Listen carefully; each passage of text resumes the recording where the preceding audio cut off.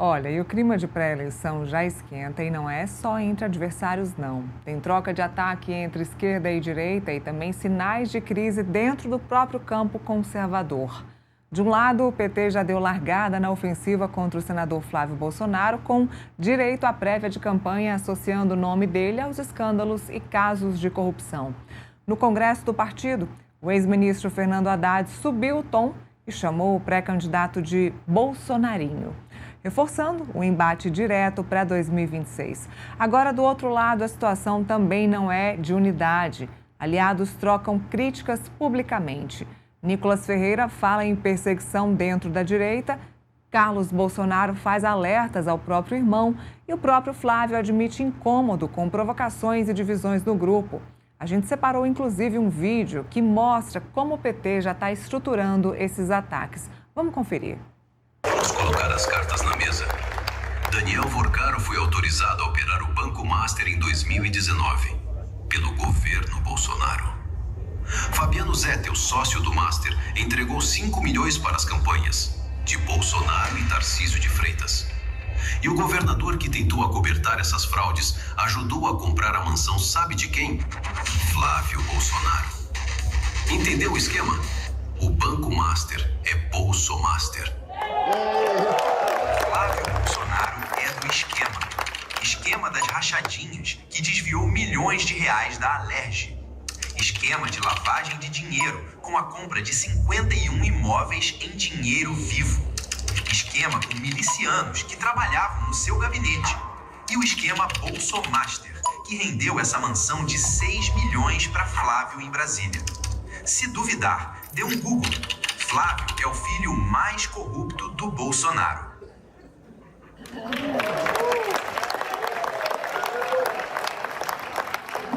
Então, pessoal, assim, é só um pouquinho aqui o aperitivo do que tem aí, né, e que a gente vem falando. E eu trouxe essa frase aqui, porque essa frase surgiu, né, coisas semelhantes em alguns grupos de quarto. Depois que a gente submete essa apresentação dele, né, do Flávio Bolsonaro, as pessoas olham e falam, esse cara não transmite confiança. Né? Ele está com a votação, a intenção de voto do bolsonarismo, do pai. É natural que as pessoas comecem a olhar para ele agora, lá na frente. E aí a tarefa dele é construir isso. A nossa é desconstruir. O copo dele vai enchendo e a gente vai enchendo de coisa ruim, porque tem muita coisa ruim. Bom, para entender o que está por trás dessa escalada de tensão, tanto entre partidos quanto dentro da própria direita, a gente conversa agora com o cientista político Magno Carl. Magno, obrigada mais uma vez pela participação aqui com a gente. Muito boa tarde. Olha, já vimos aí começar, né, o tiroteio aí eleitoral. O Partido dos Trabalhadores mostrou a que veio, quais vão ser os caminhos que eles vão atacar agora, ao menos nessa pré-campanha contra o Flávio Bolsonaro. Até já tinha falado isso aqui com o Felipe no programa hoje. Vão colocar o caso Master como Bolsomaster, né, no colo da família Bolsonaro. E a direita agora vai ser atacada. Então, Tarcísio e Flávio são os alvos diretos do Partido dos Trabalhadores. Tô certa? Vão ser os dois alvos do PT, os dois alvos do Palácio do Planalto? Boa tarde, Neila. Boa tarde, Felipe. Sempre um prazer estar aqui com vocês. Você está certa. O PL tem uma vantagem momentânea porque Flávio Bolsonaro conseguiu muito rapidamente herdar os votos bolsonaristas, né, os votos do pai, e Tarcísio de Freitas conseguiu uma forma de manter a dianteira dos bolsonaristas, dos bolsonaros, no estado de São Paulo, frente a Lula, que é bastante significativa. Então, não é surpresa ver o PT atacando nessas duas frentes, porque são frentes onde o partido pode ter melhores resultados. É muito importante para o PT reduzir a dianteira que Tarcísio de Freitas tem em São Paulo, por exemplo, porque essa dianteira traduzida para a eleição presidencial pode acabar sendo decisiva para um bom resultado de Flávio Bolsonaro, dado o tamanho do eleitorado no estado de São Paulo. Também tem uma razão para isso acontecer, e é uma razão menos da contagem de votos, mas mais também da narrativa da campanha eleitoral. Tarcísio de Freitas e Bolsonaro foram recipientes de doações de Zettel, o cunhado braço direito de Vorcaro. Então, nesse trabalho de associação da oposição com o caso do Banco Master, eles também são peças fundamentais para que essas questões se conectem, muito mais fundamentais, por exemplo, do que a autorização do Banco Master pelo Banco Central de Roberto Campos Neto. É muito mais complexo. Agora, doação eleitoral para campanhas importantes da oposição são armas muito fortes para o PT. E o que a gente está vendo agora é o começo de uma campanha mais estruturada, de um ataque mais estruturado, de uma reação estruturada do PT e do campo do presidente Lula à candidatura de Flávio Bolsonaro. Essa atitude de confronto vinha sendo bastante tímida. O campo do presidente Lula, o campo da defesa da reeleição do presidente Lula, nos últimos tempos falou bastante das realizações do governo, falou bastante do que o governo projeta para o resto desse ano, como, por exemplo, a redução da jornada 6x1 para uma jornada de trabalho alternativa. Foi muito mais de tocar nas aspirações do eleitor brasileiro, naquilo que o governo pode apresentar de trabalho para o eleitor, do que de ataque minimamente coordenado. A gente via um embate com, por exemplo, o deputado Nicolas Ferreira, mas poupando, de certa forma, Flávio Bolsonaro. Eu acho que esses vídeos que a gente acabou de assistir dão para a gente um gosto de qual deve ser a abordagem do PT em relação a Flávio Bolsonaro. Pelo lado da direita, a gente vê uma repetição de um padrão que já está ali há muito tempo. A família Bolsonaro, o núcleo duro do bolsonarismo, lida muito mal com o aparecimento de outras lideranças. Muito mal mesmo, no sentido de não conseguir tratar desse problema internamente e ver essas rusgas saindo para publicações de jornalistas, para publicações de jornais, para um embate público. Então, nós já vimos inúmeros personagens que foram importantíssimos na campanha de Jair Bolsonaro em 2018, que muito rapidamente, durante o governo, foram sendo escanteados, foram entrando em conflitos abertos. Nós já vimos outras lideranças que tiveram certo holofote e que acabaram sendo vítimas de ataques dos filhos de Jair Bolsonaro. Nos últimos meses, nós vimos Nicolas Ferreira ser o principal personagem desses ataques. Me parece ser uma reação de defesa dos filhos de Jair Bolsonaro, de uma herança que eles acreditam ser só deles.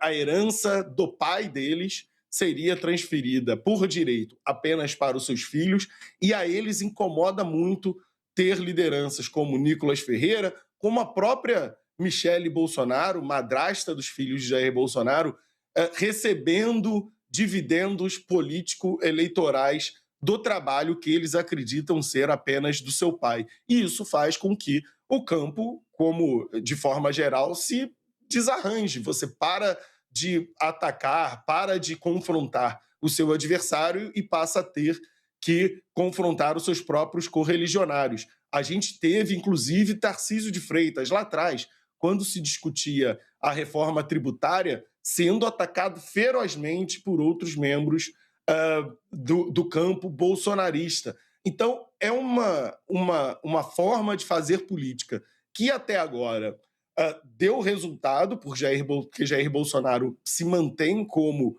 o líder desse campo, pelo menos até a próxima eleição, mas que faz com que o próprio campo se frature, perca tempo discutindo um com o outro e faz com que a oportunidade de confrontar melhor a situação, o governo Lula e os seus resultados, fique em segundo plano. Hoje, nós temos mais notícias da oposição brigando um com o outro, com Nicolas Ferreira chamando de nomes esquisitos e apelidos esquisitos Jair Renan, do que o que esse campo de fato está produzindo, está planejando para uma eleição que vai ser, sem dúvida alguma, muito disputada. É interessante porque o próprio Nicolas já havia dito que não iria trabalhar pelo Flávio Bolsonaro e sim iria trabalhar contra o presidente Lula, que seria a melhor forma de ele fazer uma campanha a favor do Flávio. Isso incomodou muito o Eduardo Bolsonaro e os outros irmãos da família Bolsonaro. Nesse campo aí da direita, agora a gente vê o presidente do PL, Valdemar Costa Neto, é o Flávio Bolsonaro, que é o candidato à presidência da República, os dois tentando colocar panos quentes nessas brigas, mas os demais aí brigando entre si. E aí eu queria que você, Felipe, também participasse aí do nosso debate ou uma pergunta para a gente poder esquentar nosso bate-papo aqui a respeito dessa disputa interna da direita nesse momento, que no caso, pelo visto, não vai levar a lugar nenhum. Boa tarde, Magno. Como sempre, um prazer ter a sua análise aqui no Contexto Metrópolis. Eu quero dar uma opinião, assim, até um pouquinho, talvez, diferente da do Magno, né? Não sei se é diferente do que ele acha, né? Mas eu tenho um pouco de inveja, né? Quando eu olho assim para a direita, eu vejo várias lideranças dentro da direita, e, na minha opinião, a divergência é normal, né? O consenso, né, nem sempre é a melhor alternativa. Às vezes você tem que divergir para poder convergir e melhorar a tua ideia, né? E eu vejo esse debate ser muito mais efetivo na direita que na esquerda, né? O Lula, a todo momento, sempre lutou para buscar hegemonia na esquerda, né? Você pega, por exemplo, as eleições de 2018 e 2022, tinha a Simone Tebet contra o Lula, tinha o Boulos em 2018 contra o Lula, tinha o Ciro Gomes contra o Lula. Todas essas pessoas, tirando o Ciro Gomes, estão no governo do Lula, né? Ou seja, o Lula abafou qualquer liderança que surja na esquerda. Isso, na minha opinião, enfraquece a esquerda, enfraquece o lado progressista, vamos colocar assim, né? E aí eu vejo, por exemplo, a direita tem vários nomes: Nicolas Ferreira, Jair Bolsonaro, Ratinho Júnior, Zema, Caiado, e outras lideranças que surgiram, né, dentro do Bolsonaro, Tarcísio, né? E aí eu falo, poxa, qual que é o melhor cenário? O consenso é abafado, né? O consenso artificial, que foi o que o PT fez, que a esquerda fez, né? Ou esse dissenso explícito, né? Quando eu vejo o Nicolas buscando a sua voz, confrontando lideranças do bolsonarismo, e os bolsonaristas também confrontando outras lideranças da direita. Então, eu falo, o que é melhor, Magno? O que é melhor? Essa convergência artificial, até pueril, o dissenso mesmo, né? A gente vai para frente com um conflito do pé no chão, né? Então, eu gosto de conflito, né? Dentro das regras democráticas, claro, né? Felipe, eu acho que tem 2 pontos significativos. Eu concordo com a tua análise. Um ponto significativo é que Lula é uma força bem inquestionável na esquerda brasileira, e Lula conquistou esse espaço não foi entregue a ele. Até vencer a eleição em 2002, e mesmo nos primeiros anos do mandato de Lula, ele não era inquestionável. O PSOL lançou uma alternativa pela esquerda bastante crítica a Lula em 2006, mas com o passar dos seus mandatos, principalmente o seu primeiro mandato, Lula foi se colocando como um personagem não apenas maior do que o seu partido, onde a sua liderança era frequentemente questionada. O PT tinha primárias internas contra o Lula para que o Lula conquistasse o direito de ser candidato a presidente, mas também na própria esquerda. A esquerda deixou de tentar apresentar alternativas a Lula a partir da sua imposição como um nome capaz de vencer eleições presidenciais. E isso, claro, faz com que outras lideranças acabem sendo subjugadas, acabem atuando debaixo de um guarda-chuva inegavelmente capitaneado, carregado por Lula. Mas a gente pode estar vendo hoje na direita, com essa fragmentação, uma imagem do que deve ser a esquerda a partir do dia seguinte do segundo turno de 2026. Acontecendo o que acontecer, Lula sendo vencedor ou Lula sendo derrotado, no dia seguinte ao segundo turno das eleições desse ano, nós começaremos a ver uma disputa dentro da esquerda pela sucessão de Lula, né? E acredito que, inegavelmente, haverá uma pulverização. Se a gente já vê essa pulverização acontecendo no PL, que ao ver Jair Bolsonaro impedido, mesmo que Jair Bolsonaro tenha filhos que estão na política, essa pulverização já acontece, não há um endosso imediato, não há uma herança imediata para os seus filhos, imagina o que vai acontecer com Lula, porque não apenas Lula não tem filhos com relevância na política, mas há também na esquerda inúmeros partidos que me parecem prontos hoje, por exemplo, o PSB, para disputar relevância com o PT. O PSB tem tamanho suficiente para disputar essa posição com o PT no pós-Lula. Sobre a direita, não é coincidência, Neila, que você diga que Flávio Bolsonaro e que Valdemar tentam colocar panos quentes. Eles são quem tem alguma coisa a perder, eles são quem está na disputa nesse momento. E acho importante que haja diversidade, que haja debate, como o Felipe disse. É importante que isso aconteça na direita. Mas agora que há uma campanha posta, Flávio Bolsonaro e Valdemar Costa Neto querem que todo mundo, essa disputa fique para depois. Que todo mundo, neste momento, se junte para apoiar a candidatura do partido, a candidatura de Flávio Bolsonaro. O debate é para ter sido antes da escolha do candidato, antes da escolha das principais bases para a eleição. Aí tudo bem. Em geral, é melhor que essas disputas aconteçam internamente.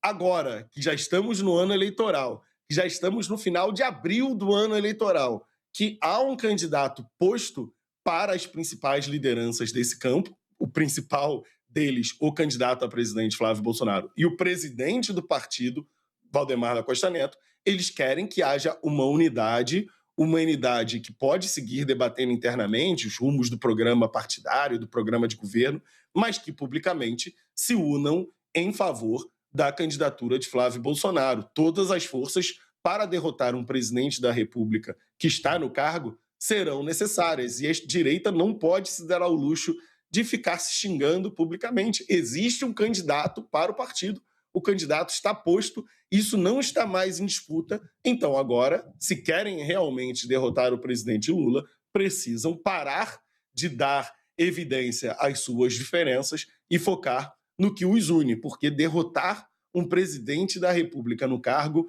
é muito difícil, e acho que a direita já cometeu muitos erros nos últimos 4 anos para seguir cometendo os mesmos erros agora que estamos no ano eleitoral.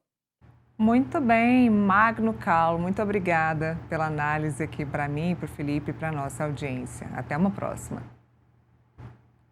Obrigado, Neila. Um abraço, Felipe. Um abraço a todo mundo que nos assiste por aqui. Até a próxima. Até.